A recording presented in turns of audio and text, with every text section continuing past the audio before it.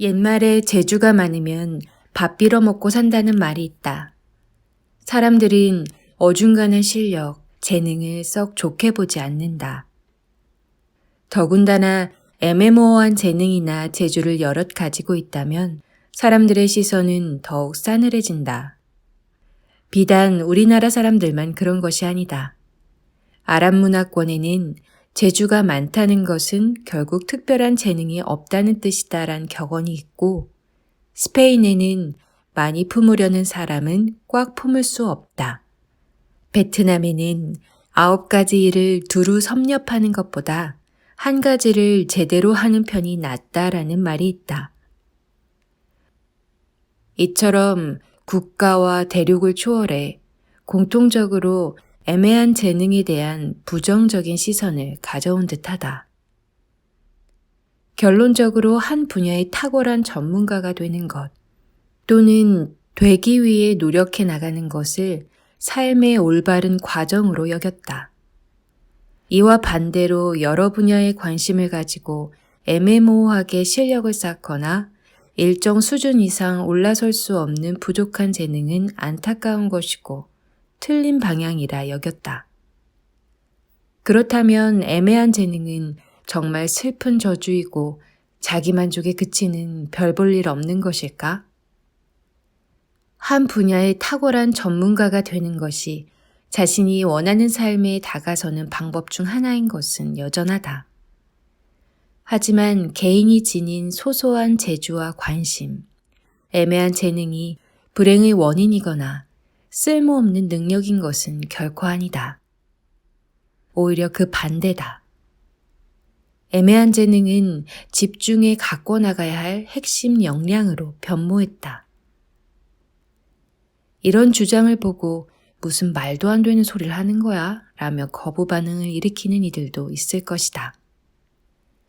만약 지금 책을 보고 있는 독자 중에서도 이런 반응을 보인다면 지금부터 나올 이야기를 놓치지 않고 끝까지 들어주길 바란다. 앞선 이야기를 이해하기 위해선 우리가 살고 있는 시대를 정면으로 바라볼 필요가 있다.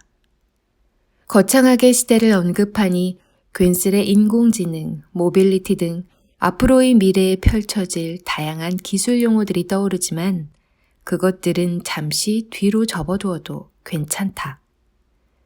그저 현재 우리들이 일상에서 충분히 느낄 수 있는 모습과 현상을 통해 바라보아도 충분하다. 현대인들에게 스마트폰이 없는 일상생활은 상상하기 힘들다. 스마트폰은 단순한 전자기기를 넘어 삶의 일부가 됐다.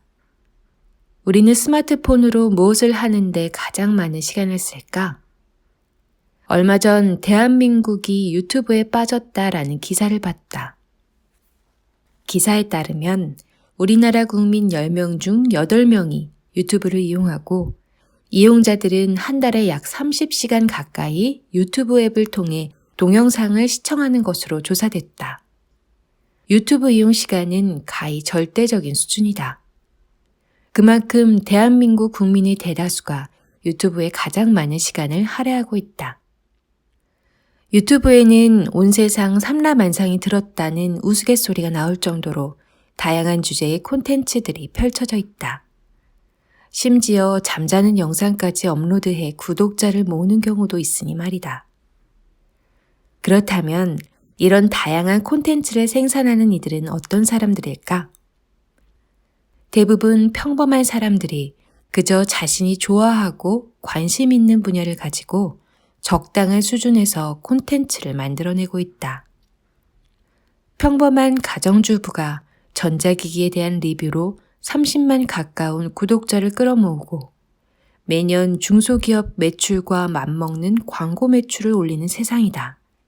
그런 평범한 사람들이 대중의 관심을 받고 수익을 발생시킬 수 있는 이유는 전자기기에 대한 해박한 지식, 그 분야에 대한 탁월한 이해와 재능을 갖고 있기 때문이 아니다.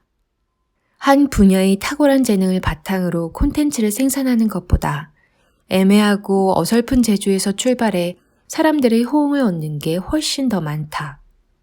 오늘날 유튜브에 올라오는 대다수 콘텐츠들이 그러하다. 그리고 우리 또한 그런 콘텐츠를 매일 소비하고 있다. 이러한 흐름은 유튜브뿐만 아니라 출판 시장에서도 이어지고 있다. 사실 책이야말로 뛰어난 재능이 필요한 시장으로 여겨졌다. 글쓰기 솜씨가 뛰어나거나 해당 분야의 권위나 명성이 있는 사람들이 전유물이었다. 지금은 그렇지 않다. 그 책을 소비하는 대중들은 단순히 저자의 글쓰기 실력을 보고 책을 구매하는 것이 아니다. 출판 시장뿐만이 아니다. 예술이나 미술 또한 재능의 수준에 큰 영향을 받는 분야다. 하지만 단 한 번도 미술을 배운 적 없는 평범한 사무직 회사원이 언론의 관심을 받으며 국내 유명 갤러리에서 설치 미술 개인전을 열고 해외에서까지 전시회를 펼치기도 한다. 그렇다. 오늘날 재능은 결과값을 결정짓는 절대적인 존재에서 부분적인 요소로 바뀌었다. 재능의 수준이 결과의 수준을 만드는 시대가 아니다. 지금은 무얼 하든 품이 덜 드는 시대다. 만약 급하게 당신의 이력서를 스페인어로 번역해야 한다면 어떻게 해야 할까? 간단하다. 모바일 앱 크몽을 열고 번역이 필요한 파일과 예상 견적을 업로드하면 된다. 그리고 맞춤 견적을 보내온 사람 중 포트폴리오나 경력이 마음에 드는 일을 선택해 비용을 지불하고 진행하면 된다. 그리고 이제는 특정 도시나 지역을 직접 가보지 않아도 골목마다 무엇이 있고 어떤 분위기인지 알 수 있다. 비행기를 탄 듯 도시 전체를 하늘 위에서 내려다보며 꼼꼼하게 살필 수 있다. 당신이 마음만 먹으면 제자리에서 베이징 798 예술거리 입구에 어떤 건물과 갤러리가 있는지 볼 수 있고 독일 베를린 시청 인근에 평점이 높은 음식점이 어딘지 간단히 찾을 수 있다. 이 밖에도 포털 사이트 아이디 하나로 온라인 마켓을 운영할 수 있고 영상을 전공하지 않았어도 유튜버로 활동할 수 있다. 심지어는 배달원을 고용하지 않고도 배달 음식점을 운영할 수 있다.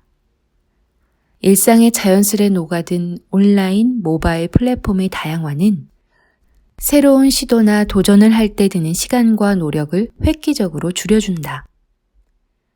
이러한 디바이스를 소유하고 다룰 수 있다는 것은 엄청난 기회다. 다만 일상에 가려 이러한 혜택을 잘 느끼지 못하고 있을 뿐이다. 앞선 이야기들 정리해보자. 지금은 밥 잘 먹는 재주가 인류 대학 졸업장을 받고 성취하는 결과를 넘어서기도 하는 평범한 재능으로 평범치 않은 결과들을 만들어내는 시대다. 동시에 우리는 적은 노력과 비용으로도 자신이 원하는 계획을 실천할 수 있는 환경을 갖춘 세대다. 즉, 자신이 원하는 삶, 목표에 다가갈 수 있는 방법이 우리에게 매우 많다는 것을 알 수 있다. 하지만 여전히 우리는 무언가를 시작할 때 매번 자신의 실력, 재능의 수준만을 고려해 좌절하는 경우가 많다. 내가 이런 거 만든다고 누가 보겠어? 처럼 말이다. 만약 아직도 이러한 생각이 조금이라도 남아있다면 얼른 깨부수고 기회를 거머쥐어야 한다. 지금쯤이면 재능을 얼만큼 갖췄는지가 아니라 애매함을 어떻게 활용하는지가 핵심이라는 사실을 눈치 빠른 사람은 알아챘을 것이다. 그리고 자연스레 그래서 내가 가진 애매한 재능으로 도대체 무엇을 할 수 있다는 거야? 라는 의문을 떠올릴 것이다. 직장 생활을 하는 밀레니얼 세대 중 지금 직장이 고용과 노후를 온전하게 보장해 줄 것이라 믿는 사람은 많지 않다. 이제는 평생 직장이란 개념이 없다. 부모 세대는 직장에 헌신하면 그 헌신에 대한 보상으로 고용을 보장받았다. 당시 대한민국은 가파르게 성장하는 중이었고 회사를 다니며 착실히 번 돈을 저축만 해도 내 집을 살 수 있다는 희망을 품을 수 있던 시대였다. 하지만 지금은 그렇지 않다. 이렇게 바뀐 세상에서 고용 불안과 더불어 주 25시간 근무의 정착으로 퇴근 후 딴짓하는 게 똑똑하고 부러움의 대상이 된 요즘이다. 그리고 진정으로 자신이 하고자 하는 일을 실행해 나갈 때 박수받는 세상에서 일하고 있다. 우리는 이러한 상황을 적극 활용해야 한다. 안정적인 생계 비용 마련을 위해 직장 생활을 하면서도 원하는 일에 필요한 시간과 자유를 충분히 늘려나갈 수 있다. 이것이 생계 비용을 우선 구축해야 하는 이유이다. 이런 관점에서 본다면 여러분에게 매일 출근하는 곳, 매일 월급 받는 곳이 있다면 하고 싶은 일을 마음껏 해나갈 충분한 준비가 된 것이다. 누군가는 직장 생활을 하며 베스트셀러 작가가 되고 자신의 음반을 내며 좋아하는 음악을 한다. 공무원 생활을 하면서도 틈틈이 운동을 해 프로 격투기 선수가 되어 TV에 나오는 사람도 있다. 이제 당신 차례다. 애매한 재능을 지닌 우리, 진정으로 하고 싶은 일이 있다면 해야 하는 일을 먼저 탄탄하게 만들어 놓자. 이를 통해 해야 하는 일을 하면서도 하고 싶은 일에 대한 설렘을 가질 수 있고 하고 싶은 일을 하면서도 불안해하지 않을 수 있다. 연필 깎는 재주로 책을 내고 돈까지 번 사람. 필기할 때 볼펜보다 연필을 선호한다. 자연스레 뻗어나오는 흑연 자국과 특유의 나무 냄새가 좋다. 연필을 잡고 글을 쓸 때 더 좋은 생각과 아이디어들이 솟아날 것 같은 근거 없는 자신감까지 든다. 연필은 무언가를 적을 때뿐만 아니라 닳아버린 끝을 깎아줄 때도 즐거움을 준다. 누군가는 번거롭다고 생각하겠지만 연필 끝에 온 신경을 집중해 깎고 쳐내는 과정은 휴식처럼 느껴지기도 한다. 이처럼 연필을 애용하다 보니 자주 구매하고 검색하게 된다. 그러던 중에 눈에 띄는 한 사람을 발견했다. 그에 대해 이야기에 앞서 한 가지 질문을 하겠다. 연필 잘 깎는 걸 써먹을 때가 있을까? 연필심에 엄청난 조각을 하는 것이 아니라 문자 그대로 연필을 잘 깎는 것뿐이다. 대부분의 사람들은 연필은 고사하고 볼펜도 잘 안 쓰는 지금 같은 시대에 그거야말로 쓸모없고 애매모호한 재능이네 라고 말할지 모른다. 그런데 이 애매한 재능으로 많은 관심을 받는 사람이 있다. 데이비드 리스는 연필 깎기 전문가로 불린다. 연필 깎기의 정석이란 책을 냈으며 한국에도 번역 출판됐다. 언론에도 여러 차례 소개됐다. 궁금증이 커져 책을 구매해 펼쳐봤다. 준비물과 몸 푸는 법, 아이들과 함께 연필 깎는 법 등 총 18장으로 구성된 굵은 단행본이었다. 리스는 단순히 연필 잘 깎는 법만 설명하는 사람이 아니다. 직접 깎은 연필을 판매하기도 한다. 그것도 매우 비싼 가격에. 그가 깎은 연필은 $120에 거래된다. 우리 돈으로 약 13만 원이다. 연필 한 자루에 13만 원이라니 입이 쩍 벌어진다. 그걸 누가 살까 싶지만 영화 그녀를 연출한 스파이크 존스, 만화 샌드맨의 저자 닐 게이먼 등이 그가 깎은 연필을 사서 쓰며 극찬했다고 한다. 그렇다면 리스는 정말 연필을 천재적으로 잘 깎는 사람일까? 사실 애매하다. 그가 유명한 조각가인 것도 아니다. 본래 직업은 만화가다. 연필 깎는 재능으로만 따진다면 조각 전공자들이 훨씬 더 정교하게 잘 깎을 것이다. 한 분야에 대해 책을 쓰고 자신만의 물건을 만들어 유명인들에게 판매하는 것은 대단한 전문가들만 하는 줄 알았다. 하지만 이 사례를 통해 평범한 분야에서 독보적이라 보기에도 애매한 실력으로 성공이 가능하다는 걸 확인했다. 그 누구도 대단하다고 생각해 본 적 없는 연필깎기라는 애매한 재능으로도 충분하다. 애매함이라는 상태를 어떻게 활용하느냐에 따라 상식을 뒤흔들 만큼 강력한 힘을 만들 수 있다. 중요한 것은 재능의 수준, 재능의 분야가 아니라 애매한 재능을 어떻게 강력한 무기로 발현시키는지 요령을 파악하고 적용하는 것이다. 그 포인트를 알아야 한다. 핵심은 전문화가 아니라 최초화다. 데이비드 리스 이전에 연필깎이 장인이란 분야는 없었다.